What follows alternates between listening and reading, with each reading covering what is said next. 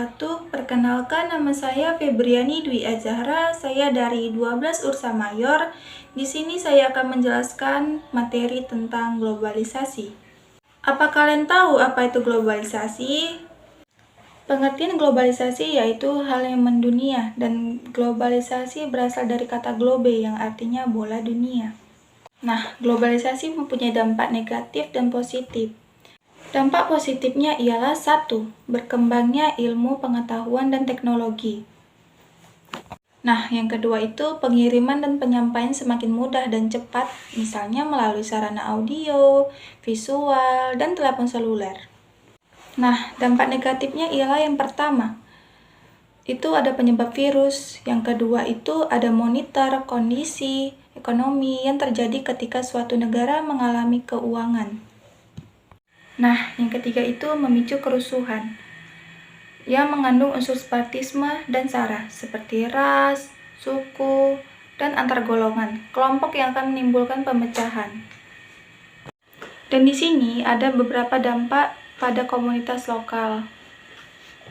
Yang pertama itu ada gaya hidup, yaitu pola tingkah laku sehari-hari dalam suatu kehidupan bersama. Nah, yang kedua itu ada komunikasi, yaitu perjalanan hubungan, misalnya kayak mobil, kapal, pesawat. Nah, yang ketiga itu ada tradisi kebudayaan, yaitu seperti kebiasaan turun-temurun yang masih dijalankan dalam suatu masyarakat. Nah, yang keempat itu ada perjalanan, yaitu tingkah kegiatan masyarakat, semakin sibuk dan mengutamakan perjalanan yang cepat, praktis, dan murah. Nah, globalisasi permasalahan sosial yang timbul akibat perubahan sosial.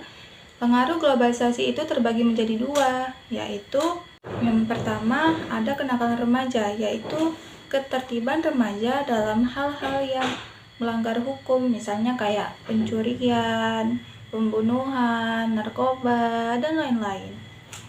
Dampak dari kenakalan remaja yaitu mereka menjadi tertutup dan sulit diajak komunikasi. Nah, yang kedua itu ada kriminalitas, yaitu ketindakan kejahatan yang melanggar norma hukum yang berlaku dalam suatu masyarakat negara. Dampaknya kayak pencurian dan penipuan.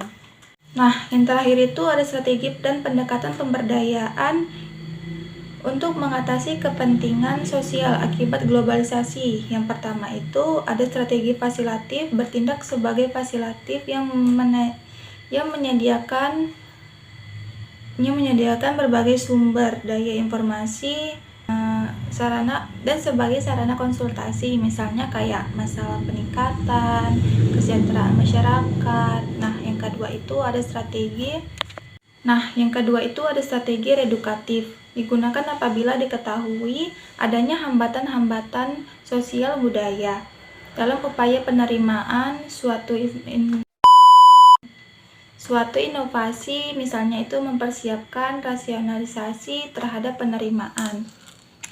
Nah, yang ketiga itu ada strategi persuasif, merupakan upaya melakukan perubahan masyarakat dengan membujuk masyarakat untuk melakukan perubahan. Nah, yang terakhir itu ada strategi kekuasaan, digunakan untuk melakukan perubahan dengan cara paksaan, menggunakan kekerasan ataupun ancaman. Nah, saya di sini sudah menjelaskan apa itu globalisasi. Sebelum saya akhiri, saya akan bertanya kepada kalian semua. Apakah kalian sudah tahu apa itu globalisasi? Jika sudah, saya akhiri. Wassalamualaikum warahmatullahi wabarakatuh. Bye-bye semua. Oke teman-teman, terima kasih sudah menonton videonya.